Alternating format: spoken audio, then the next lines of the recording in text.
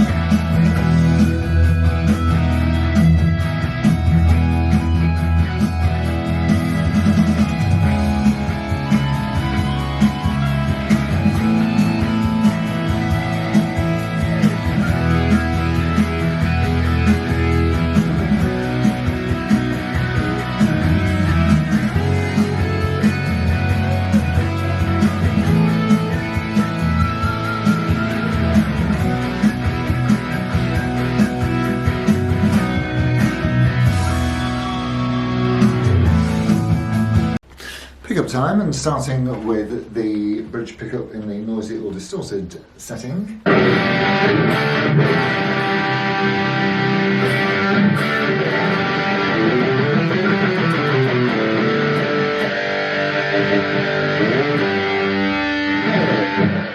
Awesome. And onto the centre.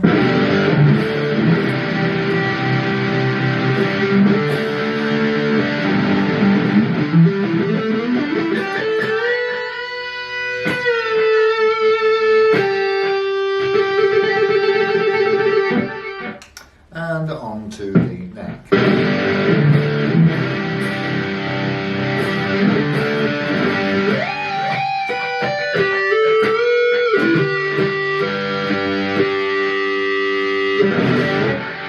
Lovely. Right, let's see how it cleans up. And starting again with the bridge.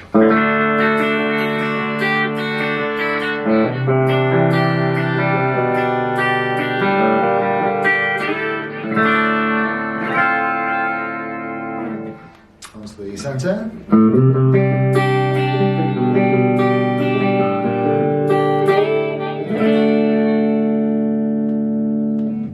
And onto the neck.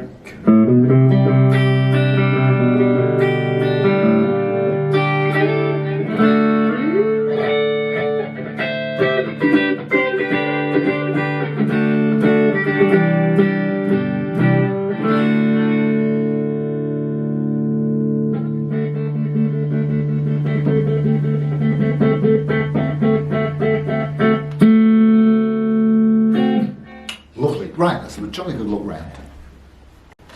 In 2010 there was a big old flood in Nashville, Tennessee, and the Gibson factory was absolutely devastated and it left a chaotic mess in the workplace. But when it had all dried out a bit and they came back into the factory, they found that on the factory floor, where the paint had mixed with the water, it left some interesting swirly patterns for them to get a new and original idea for guitar finishes.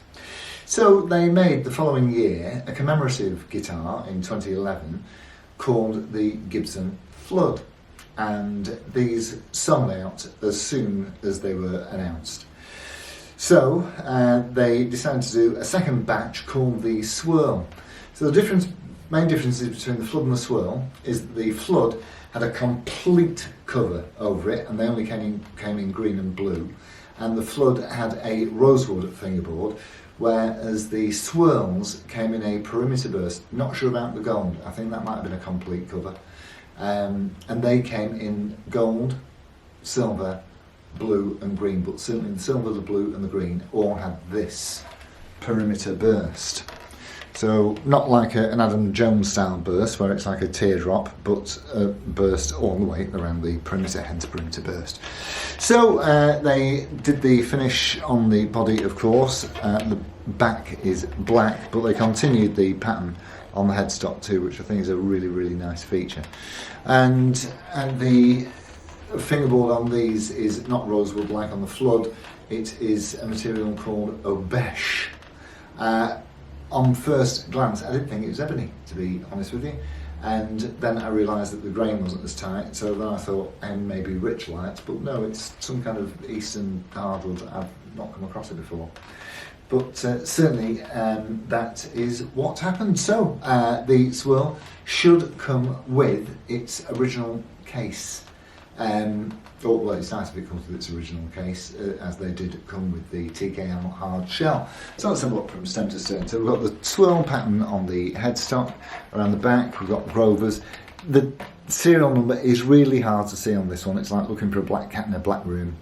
And it has, yes, as I say, a black finish all the way along it. So you've got a mahogany neck mated into a mahogany body, cavity control plates in the usual place, as is the exhaust pipe.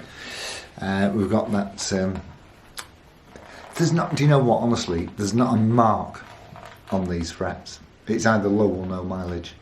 There is, in fact, I can't see a mark on it anywhere other than the Gibson striations, which I'm hoping that you can see on here.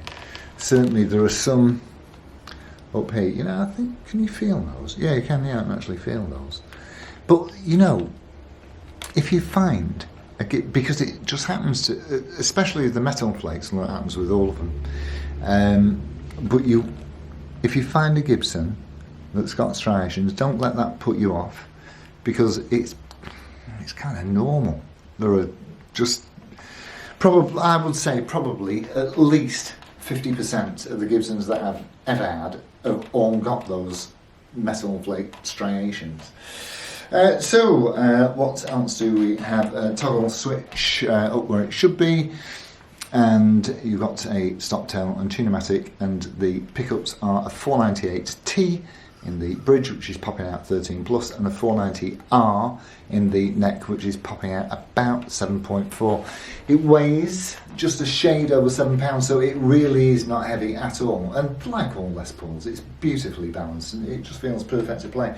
The string height is less than 1mm. That's how it came in, less than 1mm, and at the 12th fret on the high E, and there's no choking or buzzing. It plays like an absolute dream, and as far as I can see, it looks unmarked.